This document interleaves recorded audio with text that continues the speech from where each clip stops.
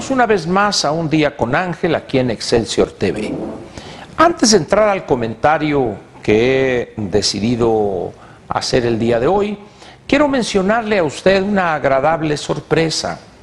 El día de hoy a mi correo electrónico, a mi dirección electrónica, llegó un documento de la Secretaría de Hacienda, me imagino enviado por la Dirección General de Comunicación Social de esta Secretaría, cuyo título es Fondo Mexicano del Petróleo para la Estabilización y el Desarrollo. Como usted está enterado, en esta reforma energética recién aprobada por el Congreso de la Unión y ya con el número necesario de legislaturas locales, ya no más falta su promulgación y surtirá todos los efectos. Decía que fue una grata sorpresa porque explica, si bien quizá para algunos esta explicación deja intocados ciertos elementos, pero al final de cuentas es una explicación sobre las características y algunas formas que tendrá la operación del fondo mismo. ¿Qué es lo que yo agregaría a la recepción de este documento? Que creo que la Secretaría de Hacienda, como responsable de la parte fiscal o de la política fiscal del gobierno federal o del Estado mexicano incluso, debería elaborar un conjunto no menor de explicaciones sencillas, completas, en un lenguaje llano, sobre la situación financiera de Pemex. ¿Cuál es su régimen fiscal? ¿Cuáles son los derechos que debe de pagar y por qué razón? ¿Y cuáles son los impuestos que paga en función de las utilidades, si es que las tiene? O si, dadas sus características sui generis, de acuerdo a la legislación vigente en México, bueno, pues no tiene las utilidades clásicas de una empresa. Una buena explicación de la diferencia entre ingresos petroleros y ingresos propios de petróleos mexicanos. Recuerda usted que ayer hablábamos de la gran ignorancia que hay en México, que incluso comunicadores prestigiados u opinantes que creen saberlo todo y con la fuerza que da la ignorancia dicen barbaridad y media en torno a la estructura fiscal de petróleos mexicanos. Creo que en ese sentido la Secretaría de Hacienda bien haría, es una opinión personal, en elaborar, como dije, un conjunto de documentos que desglosen eso. De cualquier forma, en caso de que no lo haga la Secretaría de Hacienda, en días siguientes, yo le voy a dar a usted la página de un centro de investigación que tiene un conjunto de documentos relacionados con el tema de Pemex y su estructura fiscal, muy bien explicados, pero creo yo que la responsabilidad primaria está del lado de la Secretaría de Hacienda. En caso de que no se dé una situación como esta, yo con mucho gusto le diré la página de este centro de investigación y de esa forma usted tendrá una visión sustentada en lo que marca la legislación vigente acerca de la composición de la carga fiscal y de lo que debe pagar en derechos petróleos mexicanos. Vayamos ahora al comentario de este día. Mire usted, en días recientes se armó, si no un escándalo, pero varias notas en relación con pues vamos a decir un ranking, una clasificación que hace la revista estadounidense Foreign Policy acerca de los hombres más influyentes del mundo, las personas más influyentes del mundo. Son 100 y el presidente Peña Nieto ocupa en ese ranking, en esa clasificación, la posición 17. El ranking o esta clasificación se llama Global Thinkers, o sea, los pensadores globales, aun cuando tiene varias categorías, porque el presidente Peña Nieto no es un filósofo, no es un hombre que se dedique al análisis sociológico, pero está en una categoría de esta clasificación que se llama Decision Makers, o sea, las personas que deciden, dicho de otra manera, los gobernantes. Entonces, el presidente de la República está en el lugar 17 y de acuerdo a la revista Foreign Policy, la razón por la cual fue incluido en este destacado lugar dice: for shaking up Mexico's Moribund Institution, por sacudir las instituciones mexicanas moribundas o por sacudir las moribundas instituciones mexicanas. Dicho en otras palabras más sencillas, por sacudir el árbol para que caigan los frutos podridos, prácticamente. Yo creo que es justa esta frase de la revista Foreign Policy en relación con lo que está intentando hacer el presidente de la República. Lo traigo a colación esto por lo que le comentaré a usted enseguida. Le explico un poco más.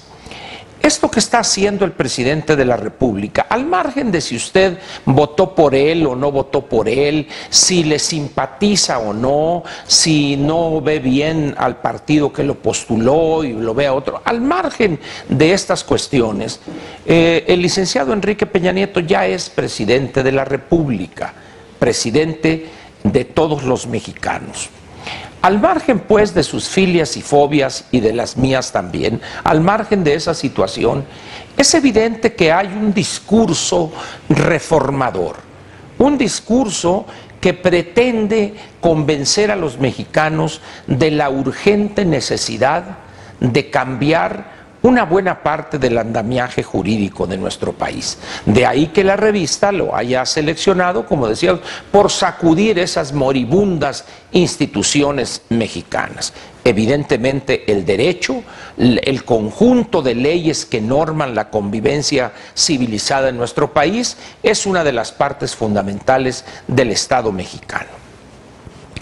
Y viene esto a cuento, le decía, por lo que estamos viendo en estos momentos en el país en relación con la reforma energética.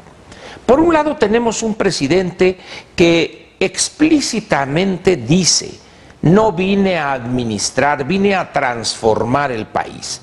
Dicho de otra manera, a implantar o a promover e implantar mediante el convencimiento, mediante el uso de las facultades que la ley le otorga y la aprobación, evidentemente, esto está de más que lo diga, pero conviene señalarlo, del Congreso de la Unión. Y en el caso de reformas constitucionales, de lo que se da en llamar jurídicamente el constituyente permanente. Entonces plantea el presidente de la República: hay que transformar a México, hay que sacudir a esas moribundas instituciones mexicanas. Una forma de eso es proponer iniciativas audaces que tengan la visión puesta en el futuro, etcétera, etcétera. Muy bien, pero ¿qué es lo que empata a eso? Vemos nosotros que una vez aprobado en el Congreso de la Unión el contenido de la reforma energética, como usted sabe, eso debe enviarse a los congresos locales para que al menos 16 de ellos aprueben lo que aprobó el Congreso de la Unión, y en ese momento ya se da un paso más en la promulgación definitiva de estas reformas. Pero al llegar a los estados encontramos no algo que vea al futuro, sino encontramos la expresión de algo que no solo ve al antepasado, sino que se encuentra profundamente arraigado en el antepasado. Prácticamente los gobernadores, pues no voy a decir todos, porque hay unos que no han aprobado y ha habido problemas en sus congresos, pero al menos todos los gobernadores pertenecientes al Partido Revolucionario Institucional, como aquellos niños en la primaria. No sé si recuerda usted cuando estaba en la primaria, que cuando el maestro preguntaba: a ver, ¿quién sabe la respuesta de esta pregunta? Y muchos nos subíamos al mesabanco o a la silla y gritar: yo, profe, pregúnteme a mí. Ya estábamos todos haciendo un escándalo, gritando, para que el profesor se fijara en nosotros y nos preguntara. Así están estos gobernadores, no más que en vez de decir: yo, profe, yo sé la respuesta, lo único que quieren es que el presidente vea que ellos fueron los que aprobaron la reforma constitucional, aprobada por el Congreso ya, en primer lugar. Es evidente que ellos controlan de manera férrea sus congresos locales, no hubo discusión alguna, ni siquiera se hizo el intento, por mínimo que fuere, por mínimo, para explicarle a la población, a los gobernados en este o en aquel estado, en qué consistía la reforma energética. Nadie se atrevió, no sé si lo hayan pensado, pero nadie se atrevió siquiera a plantear una inserción en la prensa, tan dados que son nuestros políticos a poner desplegados con fotos entre inaugurando una piñata o cortando el listón de un bautizo. Nada hicieron, simplemente la vieja línea de aquellos años del dorado autoritarismo.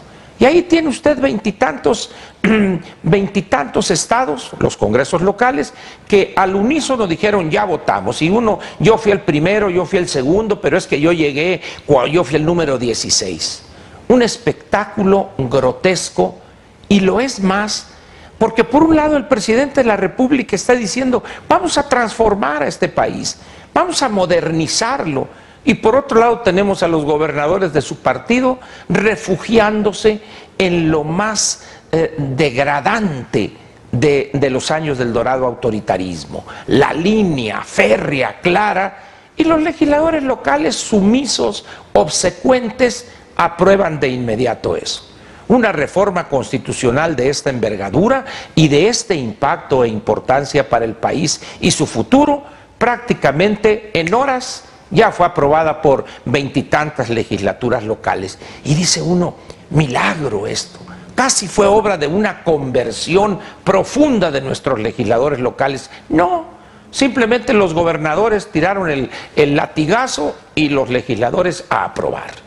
¡Qué vergüenza! Da pena, y da más pena porque por un lado el jefe del Ejecutivo Federal está diciendo vamos a modernizarnos, hombre, vamos a transformar este país, vamos a sacudir sus moribundas instituciones, pero nuestros virreyes estatales dicen no. Aquí lo que priva es lo que da yardas, como dirían en el fútbol americano. Como dijo aquel, una vez dada la instrucción, se acaba la discusión. Qué triste esto que ante una reforma que tiene la mira puesta en el futuro, nuestros gobernadores han visto y refugiándose en el antepasado. Esto añade evidentemente un gran obstáculo todavía que hay que superar para poder lograr la modernización plena de este país. Le agradezco su atención y mañana veremos algunas cositas más relacionadas con estos detalles desde otro punto de vista. Muy buenas noches y le agradezco su presencia en Un Día con Ángel aquí en Excelsior TV.